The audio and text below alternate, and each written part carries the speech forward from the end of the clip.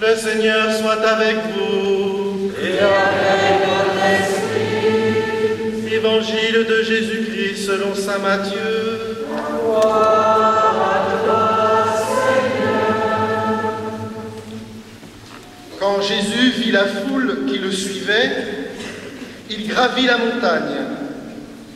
Il s'assit et ses disciples s'approchèrent. Alors, ouvrant la bouche, il se mit à les instruire. Il disait: Heureux les pauvres de cœur, le royaume des cieux est à eux. Heureux les doux, ils obtiendront la terre promise. Heureux ceux qui pleurent, ils seront consolés. Heureux ceux qui ont faim et soif de la justice, ils seront rassasiés. Heureux les miséricordieux, ils obtiendront miséricorde. Heureux les cœurs purs, ils verront Dieu. Heureux les artisans de paix, ils seront appelés fils de Dieu. Heureux ceux qui sont persécutés pour la justice, le royaume des cieux est à eux. Heureux serez-vous si l'on vous insulte, si l'on vous persécute et si l'on dit faussement toutes sortes de mal contre vous à cause de moi. Acclamons la parole de Dieu. Louange à toi, Seigneur Jésus.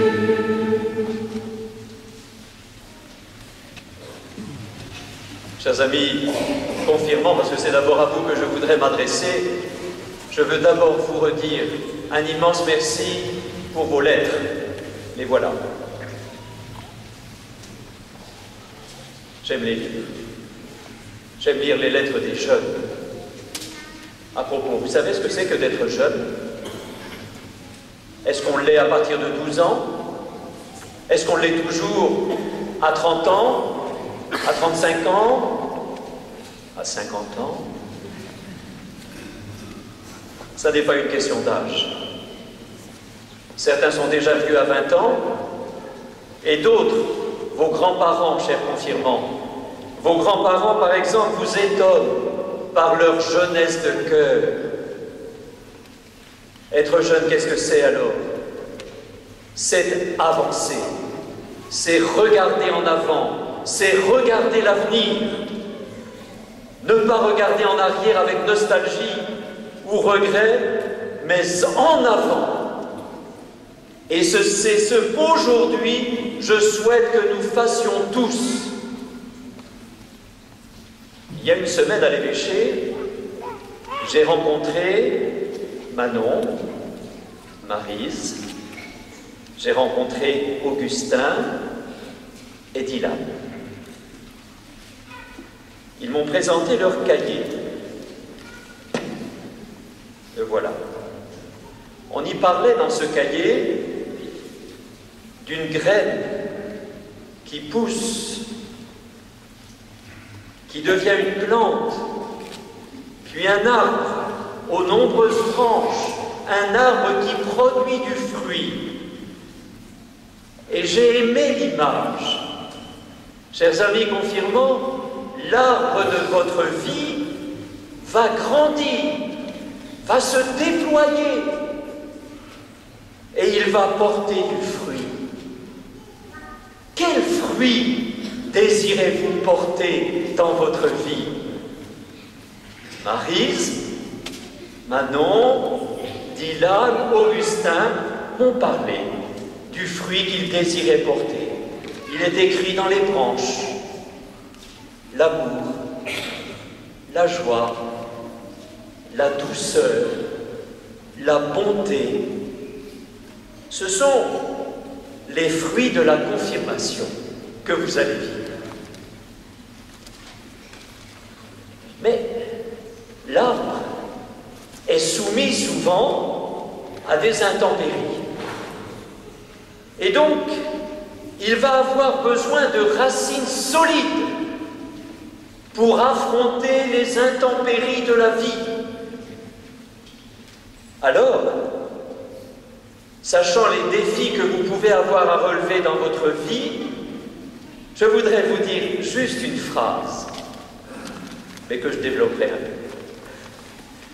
Chers amis confirmants, dans les défis de la vie que vous allez avoir à affronter, je vous fais confiance et je vous confie 3 trésors pour que les racines de vos vies soient solides. La parole de Dieu, la croix de Jésus et l'Esprit Saint. Je vous fais confiance. Ça n'est pas moi qui vous le dis, c'est le Seigneur qui vous le dit ce matin. Je vous fais confiance pour relever les défis du monde d'aujourd'hui. Certains s'en effraient, mais vos parents, vos grands-parents ont eu d'autres défis à relever à leur époque, et ils l'ont fait. Pourquoi ne seriez-vous pas capable de relever les défis du XXIe siècle? Vous aurez ceux du XXIe siècle à relever, ceux du monde d'aujourd'hui, le monde de Facebook, de l'iPad, des dernières consoles de jeux. Et quels sont ces défis? J'en relève 3. 3 défis à partir des événements de notre époque. Le premier, c'est le défi de l'environnement. Il y a besoin d'hommes et de femmes qui aiment cette planète, notre monde. Dans cette région splendide dans laquelle nous sommes, nous savons que la nature peut être redoutable et fragile. Rappelons-nous le dernier ouragan à New York, les questions du réchauffement climatique, de la qualité de l'air et de l'eau. Qu'il y ait, je le souhaite, des François d'Assise du 3e millénaire, et ils sont parmi vous. Deuxième défi, le défi de la solidarité et de la paix. Est-il normal que des personnes n'aient pas de toit pour se loger dans notre agglomération nantaise? Est-il normal qu'à l'ère du numérique, d'autres soient dans une grande solitude dans nos quartiers? Que d'autres subissent depuis plusieurs années les violences de la guerre? Je pense à mes jeunes frères et sœurs d'Irak, de Syrie, de Palestine, ou les violences du terrorisme.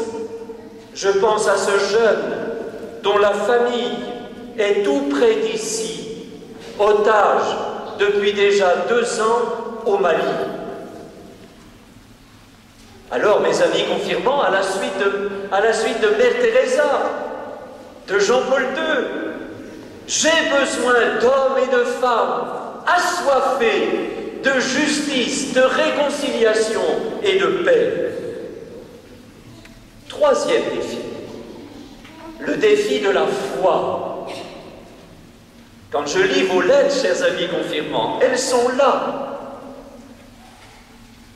Je lis en particulier l'importance qu'ont pu avoir un papa, une maman, des grands-parents ou arrière-grands-parents. L'une d'entre vous me parle de ces messes de Noël qu'elle vivait avec son arrière-grand-mère. Et ça vous a marqué. Du témoignage de la marraine, du témoignage de Thésée, où vous êtes allés. Vous êtes nombreux à m'en avoir parlé. Du témoignage de vos animateurs dans vos groupes. Mais demain, mes amis, qui parlera du Christ? Qui vivra ce que le Christ demande? J'ai besoin d'hommes et de femmes de foi, à la suite de la Vierge Marie, de Saint-Pierre, de Saint-Paul, de vos saints patrons. Voilà quelques défis magnifiques à relever. Et je ne suis pas fataliste, j'ai confiance, vous les releverez. Je vous fais confiance, et le Christ Jésus vous fait confiance et vous encourage. Pour relever ces défis, vous avez des projets. Certains parlent d'un métier. Et c'est vrai, il y a besoin d'avocats. L'une y pense, de biologistes, de journalistes, de soignants, d'informaticiens. Et vous acquérez des compétences pour cela. Mais ça ne suffit pas. On n'est pas seulement une grosse tête avec des mains pour le travail, plus que de têtes bien pleines, de bras prêts à agir. Il y a besoin dans notre monde d'hommes et de femmes de cœur. Et vous serez cela. Avec un cœur rempli des 3 trésors que je vous propose. Le premier trésor, c'est la parole de Dieu. Que vos oreilles en soient remplies, que votre bouche le proclame. L'évangile de votre confirmation est magnifique. C'est l'évangile des béatitudes. Non seulement il a guidé des chrétiens, mais il a guidé Gandhi à son époque en Inde, et bien d'autres. Il est magnifique, mes amis, il est à apprendre par cœur. Vous connaissez les fables de La Fontaine, vous connaissez les dernières chansons à la mode. Pourquoi est-ce que vous ne connaîtriez pas une page d'évangile complète? Et dans cette page d'évangile, des béatitudes, qui est une sorte d'autoportrait de Jésus, parce que c'est lui le pauvre de cœur, c'est lui l'affamé de justice, c'est lui l'artisan de paix.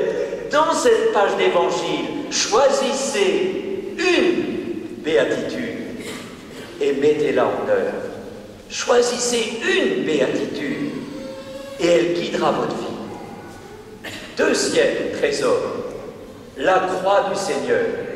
Je l'ai autour du cou, peut-être l'avez-vous vous aussi. Elle est parfois sur le mur de votre chambre ou de la salle à manger. Cette croix, qu'est-ce qu'elle dit?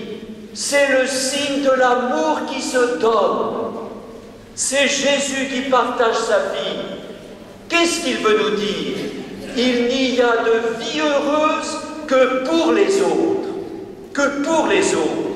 Plusieurs d'entre vous m'ont évoqué leur désir de servir l'humanitaire, comme on dit aujourd'hui.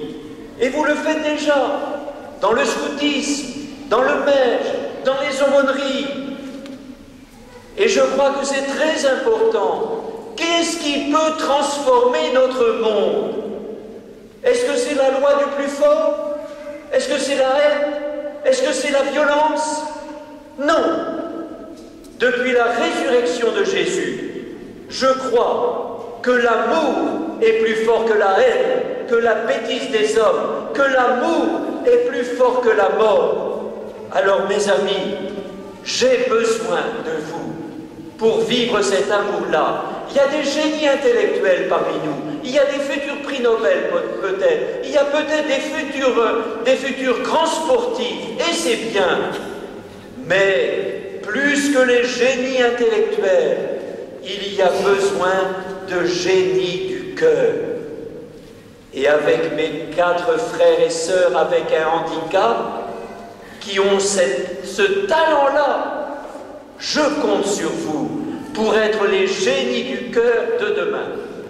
Troisième petit trésor et grand trésor, c'est le souffle de Dieu, l'Esprit Saint. Sur la route de la vie, tous nous les adultes, on peut sentir notre faiblesse, on peut avoir peur à certains moments. Mais l'esprit de confirmation, mes amis, l'esprit de force, il est bien là. Je vais vous raconter une histoire, celle de Sophie, qui il y a quelques années avait été confirmée alors qu'elle était en première.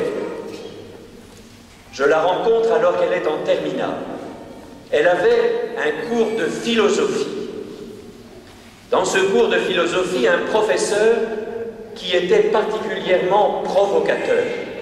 Il enseignait, comme on dit, le fait religieux. Et un jour, il interpelle les jeunes de terminale de sa classe. J'espère, leur dit-il, que vous n'en êtes plus à croire en des choses pareilles, que vous n'allez pas à la messe. Et alors, quand il y a une provocation d'un prof, tout le monde baisse la tête. Mais lui continue et descend dans les rangs. Vous, Nicolas? Oh non, monsieur. Vous, Isabelle? Oh non, monsieur. Et puis il arrive à Sophie. Et il regarde Sophie. C'est elle qui me le raconte. Et vous, Sophie? Et elle me dit, je ne sais pas ce qui s'est passé, je l'ai regardé droit dans les yeux. Et je lui ai dit, si, monsieur, je suis croyante.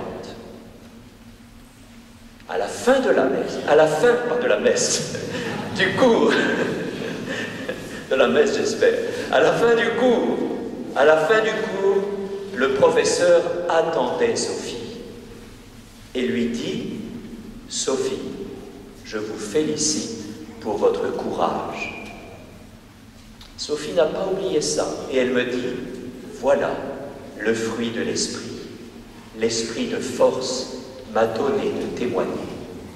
Chers amis confirmants, je vous confie ces 3 trésors, la parole de Dieu qui remplira vos oreilles, la croix du Seigneur droit devant vos yeux, et puis l'Esprit Saint qui remplit vos cœurs. L'arbre de vie qui va grandir va être beau, je vous fais confiance. Amen.